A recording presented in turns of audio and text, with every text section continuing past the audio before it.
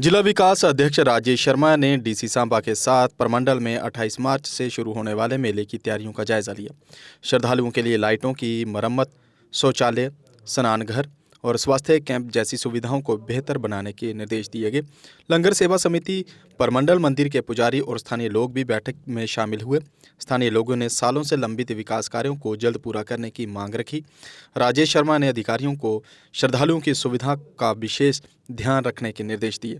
देखो, प्रमंडल जो है हमारी धार्मिक स्थल है। यहाँ पे प्रमंडल और उत्तरबैनी तो 28 और 29 को यहाँ चैत्र चौदह का जो फेस्टिवल है उसके चलते काफ़ी एक्सपेक्टेड है कि जो लोग हैं काफ़ी मात्रा में आएंगे, यहाँ पे ज़्यादा नंबर आएगा।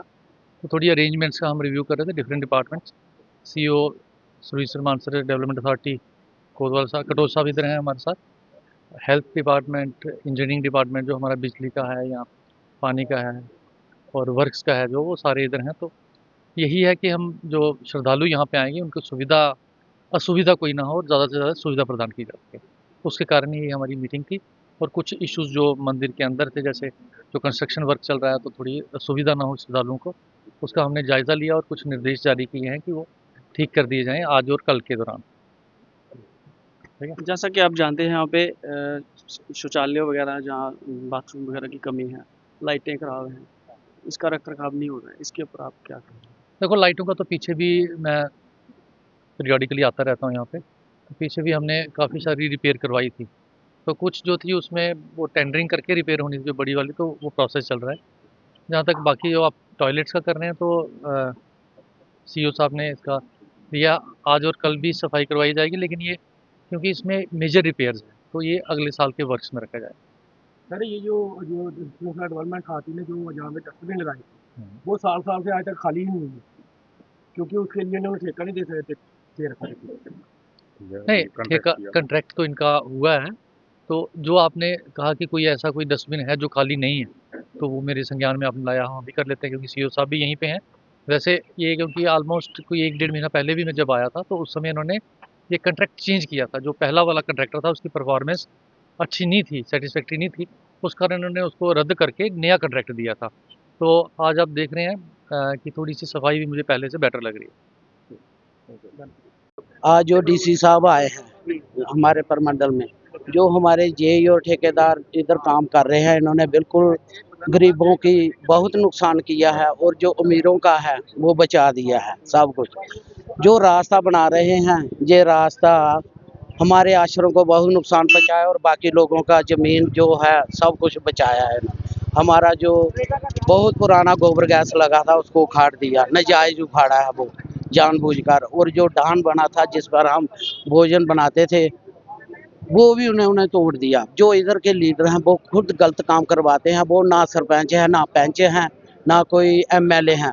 वो इधर आकर आगे एडमिनिस्ट्रेटर अपनी चलाते हैं और जो है इधर जो हमारे आश्रम का नाम भी इन्होंने गलत करवा दिया है। इन्होंने मिलजुल कर इधर के जो अध्यक्ष बने हैं अपने आप में, तो हम यही चाहते हैं इंसाफ होना चाहिए और हमारे आश्रम का जो नाम गलत किया वो ठीक होना चाहिए और जो हमारा नुकसान हुआ है उसका ये रिपेयरिंग होनी चाहिए, दोबारा इन्होंने बना कर देना चाहिए। लंगर सेवा समिति बड़ी ब्राह्मणा की तरफ से डीसी साहब को जहां दौरे के लिए बुलाया गया था, जो हमें समस्याएं जहां आ रही थी उनके प्रति उनको अवगत कराया गया। उनकी समस्याओं के समाधान के लिए उन्होंने जो कहा है, हम आशा करते हैं कि आने वाले दिनों में जो चैत्र चौदह और अमावस का मेला जहां लगता है, हजारों की संख्या में लोग जहां आते हैं उनको बेहतर सुविधाएं मिल सकेंगी।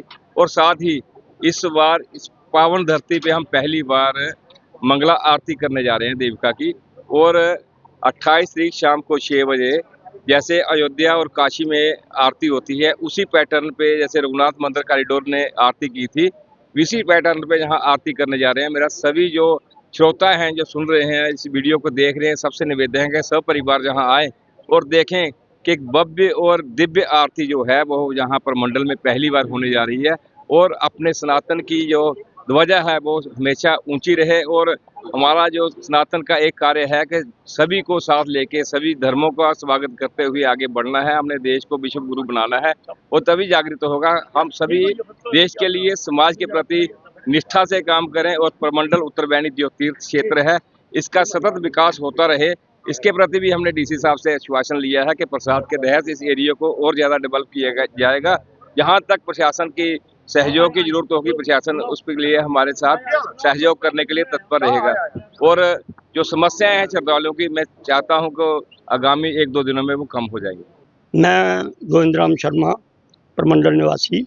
मैं ये कहना चाहता हूं कि जो चैत्र चौदश का बड़ा मेला आ रहा है, इस बार आज हमारी डिस्ट्रिक्ट डेवलपमेंट बोर्ड के डीसी साहब आए हुए थे जहां पर, तो उन्होंने सभी अपने विभाग, दूसरे विभागों के जो उच्च अधिकारी थे उनको भी बुलाया था और समय पर उन्होंने निर्देश दिए कि हमारा जो मेला है यहाँ पर, और जहाँ पर एक लंगर भी लगता है बड़ी ब्राह्मणा से, तो सफाई का खास ध्यान रखा जाए और जो मेलों में श्रद्धालु जन आते हैं वो सुचारू रूप से मेला जो है हो जाए। हमने उनके आगे जो बातें रखी हैं उन्होंने निर्देश दिए हैं। लेकिन मैं ये कहना चाहता हूँ कि जब हमारे डीसी साहब जहाँ पर आते हैं तो सभी जो विभागों के ऑफिसर होते हैं वो जस्ट तो कर लेते हैं लेकिन काम होता नहीं है।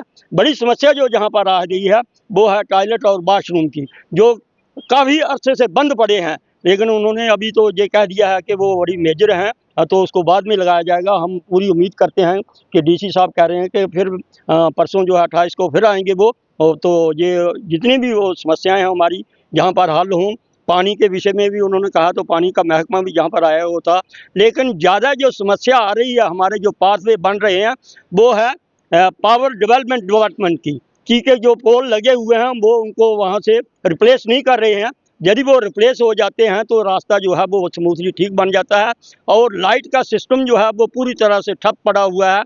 अब अंधेरे में यात्रु आएंगे तो कोई भी समस्या हो सकती है। इसलिए मैं पुनः आप मीडिया के माध्यम से ये कहना चाहता हूं कि लाइट का सिस्टम जो है उसको बहाल किया जाए। देवका के दोनों तटों पर जो लाइट है वो होनी चाहिए। Thank you.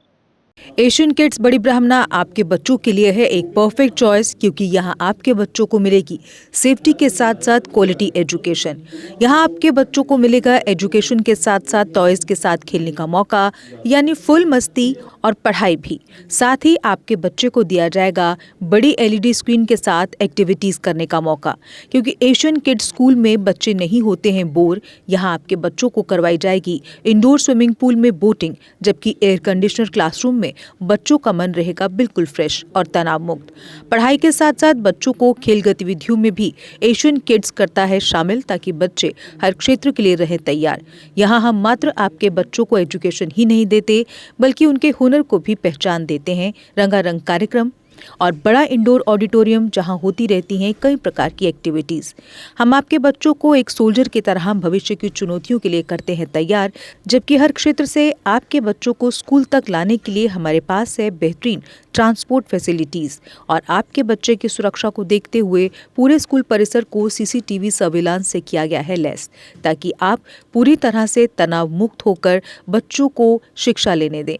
तो फिर किस बात की है देर, आज ही एशियन किड्स में विजिट करें, क्योंकि हमारे यहाँ एडमिशन ओपन हो चुके हैं और लिमिटेड सीट्स ही अवेलेबल है।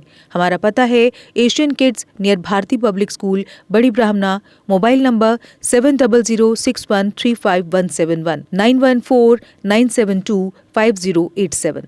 मैं managing director Asian kids fresher बच्चों के पेरेंट्स से खास तौर पर अपील करना चाहूँगा कि वो अपने बच्चों की एडमिशन कराने से पहले एक बार एशियन किड्स जरूर विजिट करें, आपको अच्छा लगेगा। थैंक यू, धन्यवाद। जम्मू कश्मीर की खबरों के लिए जुड़े रहिए JK अपडेट के साथ।